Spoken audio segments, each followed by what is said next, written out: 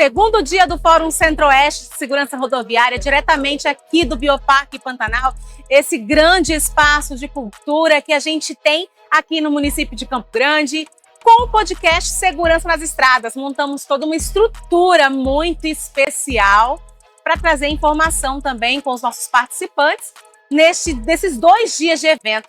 E eu trago aqui agora para conversar comigo a Lilian Campos. Ela é superintendente de inteligência de mercado da Infra SA. Lilian, que prazer te receber. Tantos homens sentando aqui nesse espaço, agora uma mulher. Precisávamos de uma liderança feminina aqui, Pois né? é. Obrigada pelo convite, um prazer novamente estar aqui em Campo Grande. Pela Infra SA, nós temos uma relação muito próxima com esse estado, já desenvolvemos estudos, diagnósticos logísticos, fazemos várias análises sobre a rota do corredor bioceânico, né? Agora, como eu falei, né, feminilizamos esse espaço hoje aqui, né? Vamos contar para mim um pouquinho dessa história, para mim não, né, pra gente, para quem está acompanhando, dessa sua história, dessa sua entrada nesse meio tão masculino, uma mulher, liderança, né? A cabeça aí pensante de um espaço tão importante, né? Que fala de inteligência de mercado. Sim, a verdade é um desafio diário, né? Primeiro, a história de como eu vim parar no setor de transportes, né? Há 11 anos atrás eu fui acolhida, me apaixonei por esse setor, sempre atuei já há mais de 25 anos no governo federal, em políticas públicas, inicialmente muito voltado ao setor social, educação, né? E minha formação na área de tecnologias, né, de TI, e eu acabei migrando para atuar no projeto de desenvolvimento tecnológico na antiga empresa de planejamento e logística, a EPL, que já era vinculada ao Ministério dos Transportes, e era trabalhar com o Centro de Inteligência, um observatório de informações. E eu acabei migrando totalmente. O Observatório é uma iniciativa estratégica hoje da Infra SA e do Ministério. Nós trabalhamos para democratizar o acesso à informação, a dar um letramento para o usuário do setor de transporte, para os técnicos, né? Apoiar as políticas públicas, subsidiando o processo decisório. E eu fiz essa migração de carreira e hoje eu sou muito confortável em falar de planejamento de logística e planejamento de transportes e como isso dá o crescimento sustentável para o nosso país. Eu acho interessante que a gente estava conversando antes nos bastidores, você falou que você já é de uma área masculina, né? Desse analista de TI, já é uma área masculina. Como que você enxerga esse seu protagonismo, sem falsa modéstia? Porque eu acho que quando a gente ocupa esse espaço, né, a gente tem que realmente falar eu sou, eu faço, né? Então eu queria saber de você um pouquinho sobre isso, né? Esse seu protagonismo dentro de um espaço tão masculino. Eu acredito que nós passamos hoje, a nossa empresa, a Infra SA, ela tem um programa de mentoria de lideranças femininas, né? Nós temos um processo de empoderamento. Maravilha. Nós temos hoje lideranças, não só na empresa, como no setor de transporte. Hoje nós temos a primeira secretária nacional de transporte rodoviário, que é a secretária Viviane S., está fazendo um trabalho brilhante. Temos a nossa diretora de administração e finanças, diretora Elizabeth, que também é presidente substituta da Infra SA. Então, esse trabalho, esse protagonismo, ele vem se consolidando a partir de referências que nós temos no setor e vários outros nomes de mulheres que estão aí assumindo postos, cargos e estão trazendo no dia a dia do desafio da logística do transporte a sutileza, a empatia, em olhar o problema hoje, os problemas que existem no setor de uma maneira, de uma ótica diferente e se posicionando, podendo estar ali também participando das decisões que são tão importantes, né, para que nós possamos avançar com a logística, com o transporte, mas principalmente com a qualidade de vida dos cidadãos. Um olhar acaba sendo um olhar mais humano, né, mais humanizado. A gente trabalha com o lado emocional, né? Então a gente faz o papel e também traz esse lado emocional, né? Mais humano também. Não é só o comportamento do sistema, não é só aquela matemática que tem que ser observada, é também o comportamento humano. Nós trabalhamos hoje, um dos grandes desafios é trabalhar com gerenciamento de conflitos, com comunicação, com conciliar interesses, de estar interagindo com várias partes interessadas, né? Então, você tem um grande projeto, um projeto complexo no setor, existem partes que querem que aquilo ali avance e partes que não querem que aquele projeto avance. Então, a liderança feminina, as mulheres são um elo muito importante nesse gerenciamento de conflitos, de saber mostrar as vantagens e os benefícios de um projeto de transporte sobre a ótica da diversidade, da inclusão, da participação mais equânime, né, das lideranças. Muito bacana isso que você está falando. Agora, você veio até o evento, né, mediou, fez uma mediação aqui e falou um pouco desse observatório do qual você ali gerencia, né, administra. Fala um pouquinho para a gente o que é esse observatório, para quem está acompanhando a gente, né? E qual que é a importância dele, desse livre acesso que a gente tem a esses dados que vocês compilam lá, que vocês fazem todo esse trabalho? Isso, o Observatório Nacional de Transporte e Logística, nós atingimos agora uma grande marca de 10 anos de existência, né? E você sabe que iniciativas no Brasil têm um grande desafio de conseguirem perseverar nas suas missões.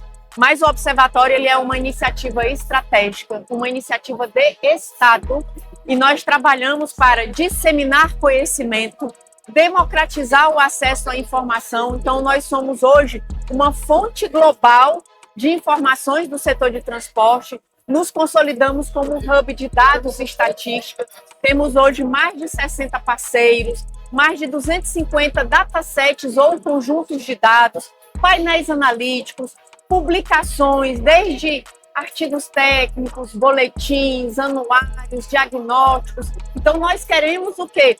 Reunir conhecimento, estudar o setor de transportes para a gente poder efetuar o nosso trabalho, o trabalho que a InfraSA tem de planejar o transporte e a logística do Brasil para daqui 25 anos, nós precisamos conhecer e entender hoje como os fenômenos do setor de transporte estão. Então, nós temos uma visão no observatório que ele é multimodal, porque o planejamento hoje da logística e do transporte, ele permeia todos os modos de transporte, uma visão integrada, porque a gente tem que trabalhar com a integração dos modos, com a intermodalidade e a multimodalidade, observar tanto carga como passageiros, as pessoas também, nós temos que dar acessibilidade, mobilidade.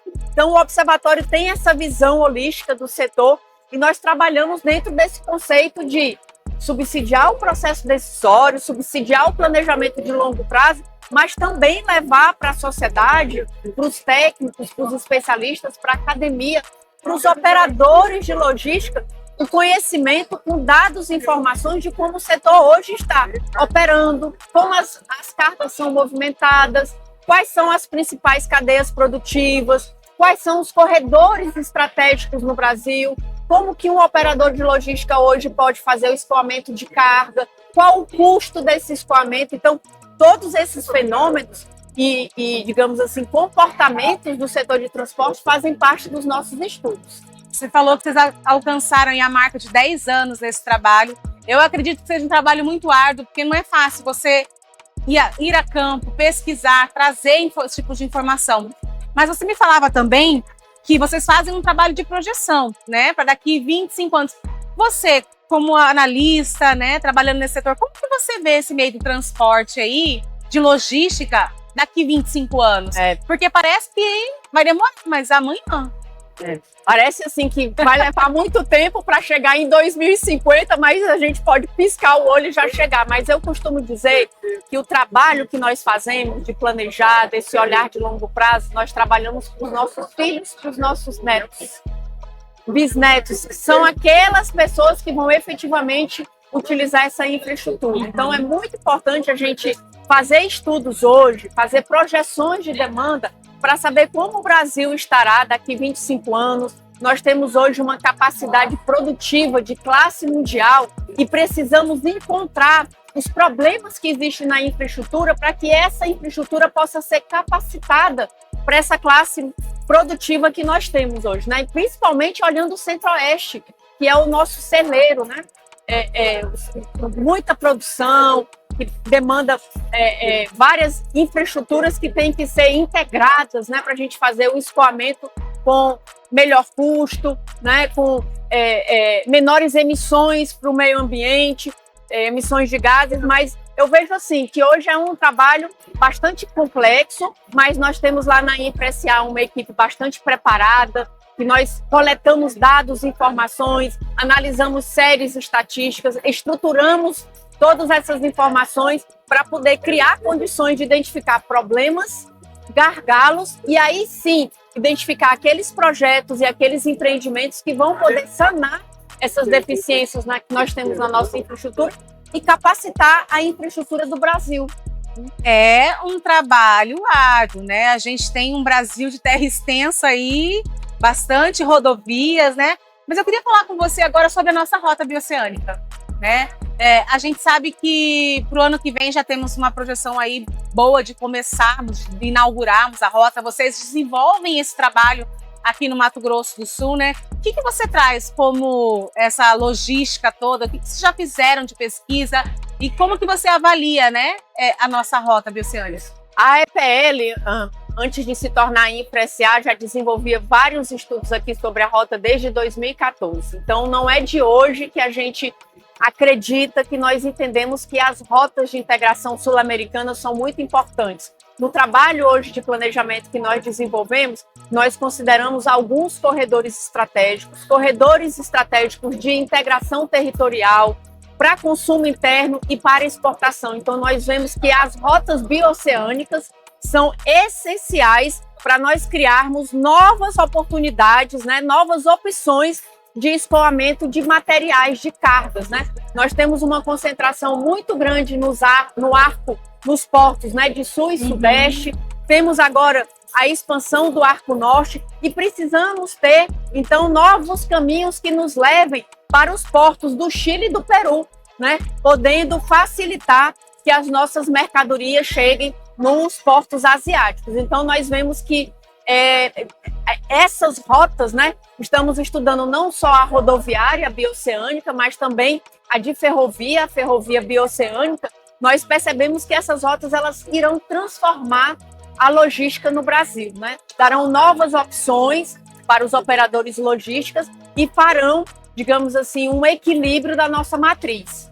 Vou pedir então para a gente já ir encerrando, você olhar para essa câmera aqui, que é a sua, e deixar uma mensagem, né, para os brasileiros, para os transportadores, para quem utiliza, né, as rodovias. Acho até uma mensagem de esperança aí, de força, calma, a gente está dando tudo certo, a gente está planejando e a tendência é melhorar. Isso, eu quero pedir que vocês, né, acreditem nesse trabalho que hoje a InfraSA e o Ministério dos Transportes está fazendo. É um trabalho revolucionário de planejamento da logística e do transporte de longo prazo. Acreditem na InfraSA, acreditem que a gente pode sim dar capacidade para um crescimento sustentável no Brasil. Obrigada. Eu que agradeço, Lilian, é um prazer conversar com você, um prazer tê-la aqui no nosso podcast Segurança nas Estradas. Obrigada. Obrigada, eu que agradeço.